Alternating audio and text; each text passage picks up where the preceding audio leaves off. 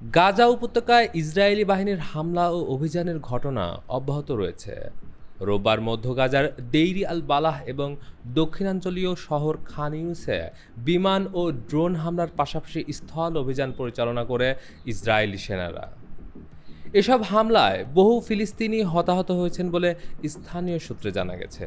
ইতিমধ্যে ইসরায়েলি বাহিনীর রাফা অঞ্চলে বাড়িঘরের তল্লাশির একটি ভিডিও সামাজিক মাধ্যমে ছড়িয়ে পড়েছে, যেখানে সেনাদের অভিযান পরিচালনা করতে দেখা যায়। এদিকে গাজা সংঘাত ইচ্ছাকৃতভাবে দীর্ঘায়িত করা হচ্ছে বলে মন্তব্য করেছেন যুক্তরাষ্ট্রের প্রেসিডেন্ট ডোনাল্ড ট্রাম্পের মধ্যপ্রাচ্য বিষয়ক বিশেষ দূত স্টিভ উইটকফ।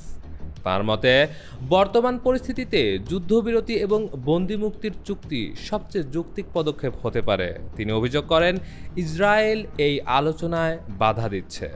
জার্মান পররাষ্ট্রমন্ত্রী রোববার জেরুজালেমে এক সংবাদ সম্মেলনে বলেন, গাজার সংকট কেবল কূটনৈতিক পথেই সমাধান করা সম্ভব। তবে তিনি জোর দিয়ে বলেন, জার্মানি ইসরায়েলের নিরাপত্তার পক্ষে থাকলেও কোনো মানবাধিকার লঙ্ঘনের ঘটনায় সমালোচনা করবে বার্লিন।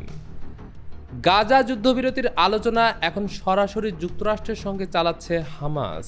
এই আলোচনার অংশ হিসেবেই মার্কিন জিম্মি অ্যাডান আলেকজান্ডারকে মুক্তি দেওয়ার ঘোষণা দিয়েছে সংগঠনটি।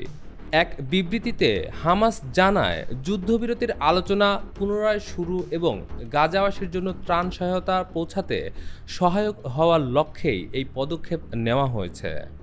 মার্কিন নাগরিক মুক্তির ঘোষণাকে ইতিবাচক নিয়েছেন মার্কিন প্রেসিডেন্ট ডোনাল্ড ট্রাম্প। ট্রুথ সোশ্যালে দেওয়া এক পোস্টে তিনি কাতার ও মিশরের মধ্যস্থতাকে সাধুবাদ জানিয়ে বলেন, এটি গাজা যুদ্ধের অবসানের পথে একটি গুরুত্বপূর্ণ অগ্রগতি হতে পারে। এমন আরও আন্তর্জাতিক খবর পেতে চোখ রাখুন ডেইলি মিন্টে।